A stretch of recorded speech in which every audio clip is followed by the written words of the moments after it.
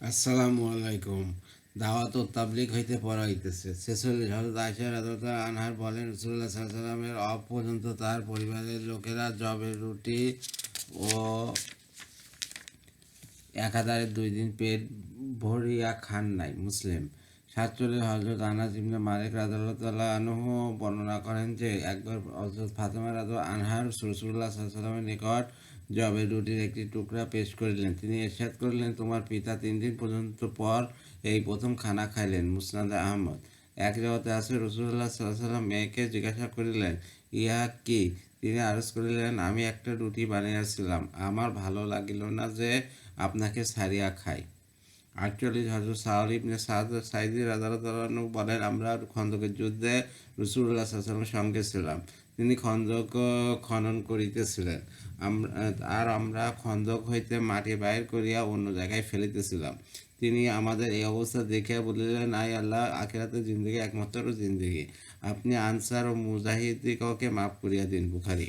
49। হযরত আব্দুল্লাহ ইবনে ওমর রাদিয়াল্লাহু আনহু বলেন, রাসূলুল্লাহ সাল্লাল্লাহু আলাইহি ওয়াসাল্লাম কথা গুরুত্বের কারণে মনোযোগী করার উদ্দেশ্যে আমার কাঁধ ধরিয়া ইরশাদ করিলেন, তুমি দুনিয়াতে মুসাফির অথবা পথিকের ন্যায় থাকিও। বুখারী।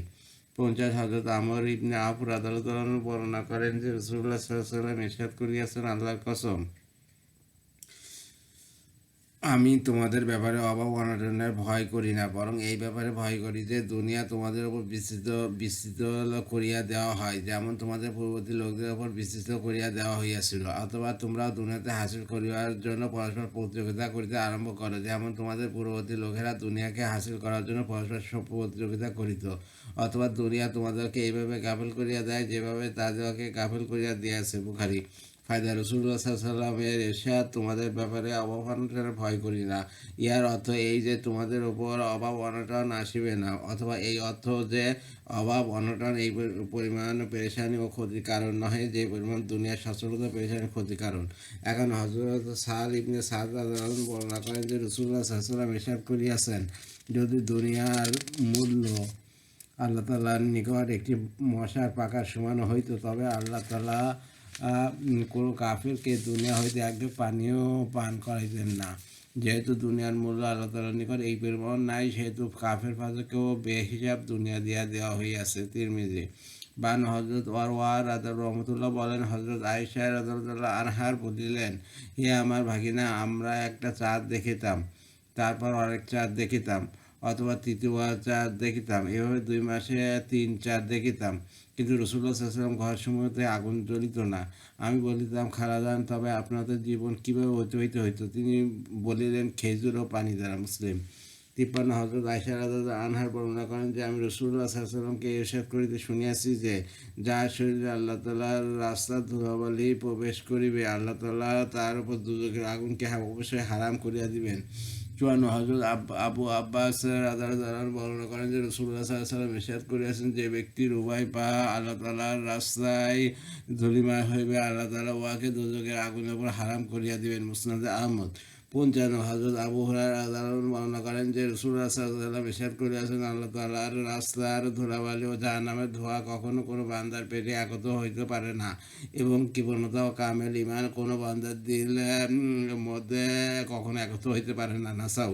56। হযরত আবু হুরায়রা রাদিয়াল্লাহু আনহু বর্ণনা করেন যে নবী করিম সাল্লাল্লাহু আলাইহি ওয়াসাল্লাম ইরশাদ করিয়াছেন, আল্লাহ তাআলার রাস্তায় ধুলাবালি ও জাহান্নামের ধোঁয়া কখনো কোনো মুসলমানের নাকের ছিদ্রে একত্র হইতে পারে না। নাসাউ।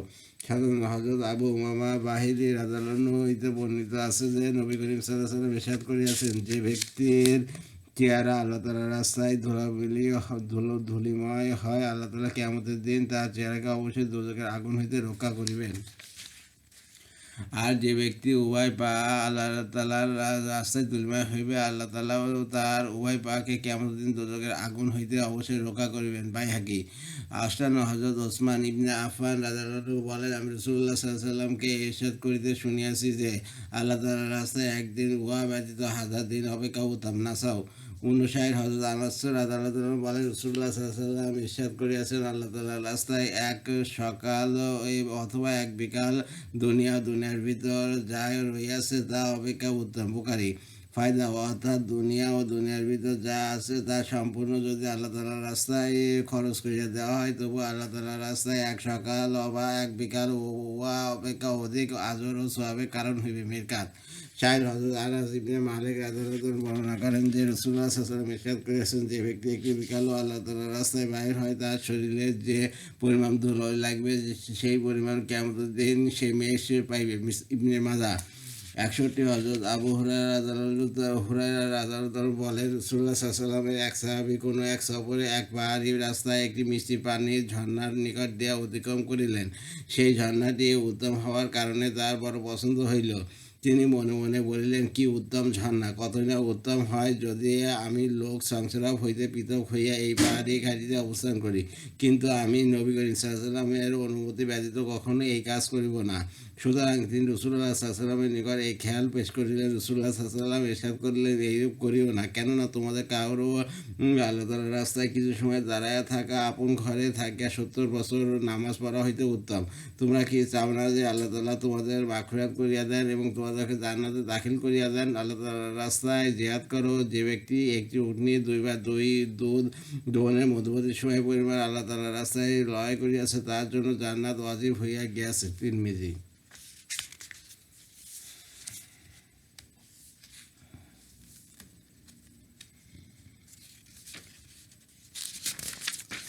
বাষট্টি হযরত আব্দুল্লাহ ইবনে আমর রাদিয়াল্লাহু আনহু হইতে বর্ণিত আছে যে রাসূলুল্লাহ সাল্লাল্লাহু আলাইহি ওয়াসাল্লাম ইরশাদ করিয়াছেন, আল্লাহ তাআলার রাস্তায় যার মাথা ব্যথা হয় এবং সে উহার ওপর সওয়াবের নিয়ত রাখে, তার পূর্বের সমস্ত গুনাহ মাফ করিয়া দেওয়া হয়। তাবরানী।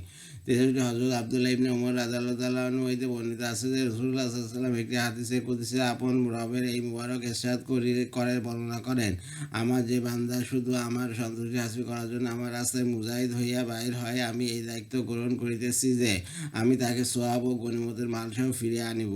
আর যদি আমি তাহাকে নিজের কাছে ডাকিয়া লই, তবে তার মাগফিরাত করিয়া দিব, তার উপর দয়া করিব এবং তাকে জান্নাতে দাখিল করিয়া দিব। মুসনাদে আহমদ। 64 হযরত আবু হুরায়রা রাদিয়াল্লাহু আনহু বলেন, রাসূলুল্লাহ সাল্লাল্লাহু আলাইহি ওয়াসাল্লাম ইরশাদ করিয়াছেন, যে ব্যক্তি আল্লাহ তাআলার রাস্তায় বাইর হয়, আল্লাহ তাআলা বলেন, তার ঘর হইতে বাইর হওয়ার কারণ আমার রাস্তায় জিহাদ করা, আমার উপর ঈমান আনয়ন, আমার রাসূলগণকে সত্য জানা ব্যতীত আর কিছুই না হয়, আমি তাহার ব্যাপারে এই দায়িত্ব গ্রহণ করিয়াছি যে তাহাকে জান্নাতে দাখিল করিব, আর না হয় সওয়াব ও গনিমত সহকারে ঘরে ফিরিয়ে আনিব। রাসূলুল্লাহ সাল্লাল্লাহু আলাইহি ওয়াসাল্লাম ইরশাদ করেছেন, কসম সেই সত্তার যার হাতে মুহাম্মদ সাল্লাল্লাহু আলাইহি ওয়াসাল্লাম এর প্রাণ। আল্লাহ তাআলার রাস্তায় কারো যে কোনো জখম লাগে, কিয়ামতের দিন সে এই অবস্থায় আসিবে যেন আজই জখম লাগিয়াছে। উহার রং তো রক্তের রং হইবে, কিন্তু উহা সুগন্ধি মিসকের সুগন্ধি হইবে। কসম সেই সত্তার যার হাতে মুহাম্মদ সাল্লাল্লাহু আলাইহি ওয়াসাল্লামের প্রাণ। যদি মুসলমানদের কষ্টের আশঙ্কা না হইত, তবে আমি কখনো আল্লাহ তাআলার রাস্তায় গমনকারী কোনো লস্করের সহিত শরীক না হইয়া পিছনে থাকিতাম না। কিন্তু আমার নিকট এইরূপ সচ্ছলতা নাই যে সমস্ত লোকের জন্য বাহনের ব্যবস্থা করি, আর না তাদের নিজেদের এইরূপ সামর্থ্য আছে, আর তাদের জন্য আমার সহিত যাইতে না পারা অত্যন্ত কষ্টকর হয়। অর্থাৎ আমি আল্লাহ তাআলার রাস্তায় জ্বলিয়া যাই আর তারা ঘরে থাকিয়া যায়। কসম সেই সত্তা যার হাতে মুহাম্মদ সাল্লাল্লাহু আলাইহি ওয়াসাল্লামের প্রাণ। আমার তো ইচ্ছা হয় যে আমি আল্লাহ তাআলার রাস্তায় জিহাদ করি এবং কতল হইয়া যাই, আবার জিহাদ করি আবার কতল হইয়া যায়, আবার জিহাদ করি আবার কতল হইয়া যায়। মুসলিম। 65 হযরত আব্দুল্লাহ ইবনে ওমর রাদিয়াল্লাহু আনহু বলেন, আমি রাসূলুল্লাহ সাল্লাল্লাহু আলাইহি ওয়াসাল্লামকে ইরশাদ করিতে শুনিয়াছি যে যখন তোমরা ক্রয় বিক্রয় ব্যবসা বাণিজ্যে পুরোপুরি মশগুল হইয়া যাইবে এবং গরুর লেজ ধরিয়া ক্ষেত কামারে মগ্ন হইয়া যাইবে আর জিহাদ করা ছাড়িয়া দিবে, তখন আল্লাহ তাআলা তোমাদের উপর এমন অপমান চাপিয়া দেবেন যাহা ততক্ষণ পর্যন্ত দূর হইবে না যতক্ষণ না তোমরা আপন দিনের দিকে ফিরে আসিবে। আর দিনের মধ্যে আল্লাহ তাআলার রাস্তায় জিহাদও শামিল হইয়াছে। আবু দাউদ। 66 হযরত আবু হুরায়রা রাদিয়াল্লাহু আনহু বলেন, রাসূলুল্লাহ সাল্লাল্লাহু আলাইহি ওয়াসাল্লাম ইরশাদ করিয়াছেন, যে ব্যক্তি জিহাদের কোনো চিহ্ন ব্যতীত আল্লাহ তাআলার নিকট হাজির হইবে, সে আল্লাহ তাআলার সহিত এমন অবস্থায় সাক্ষাৎ করিবে যে তার দিন ত্রুটিযুক্ত ছিল। তিরমিজি। ফায়দা, জিহাদের চিহ্ন এই যে যেমন তার শরীরে কোনো জখম এবং অথবা আল্লাহ তাআলার রাস্তায় ধুলাবালি অথবা খেদমত ইত্যাদির দরুন শরীরে কোনো দাগ পড়িয়াছে। স্বরে তিনি।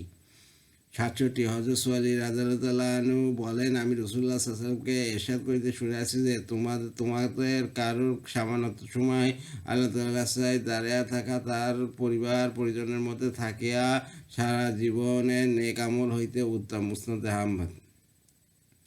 এই মুনতাকাবাদের দাওয়াত পর্যন্ত পড়া হইলো। আর আমার ইউটিউব চ্যানেল রিপন কুরাস, ওইটাকে আপনি সাবস্ক্রাইব করবেন, লাইক কমেন্ট শেয়ার দেবেন, বেশিতে বেশি, এতে আমি উৎসাহিত হই। আর রিপন কুরাস আমার ফেসবুক পেজ, ওইটাকে আপনার ফলো দিয়ে রাখবেন। সবাইকে ধন্যবাদ। সবাই ভালো থাকবেন, সুস্থ থাকবেন। আল্লাহ হাফেজ।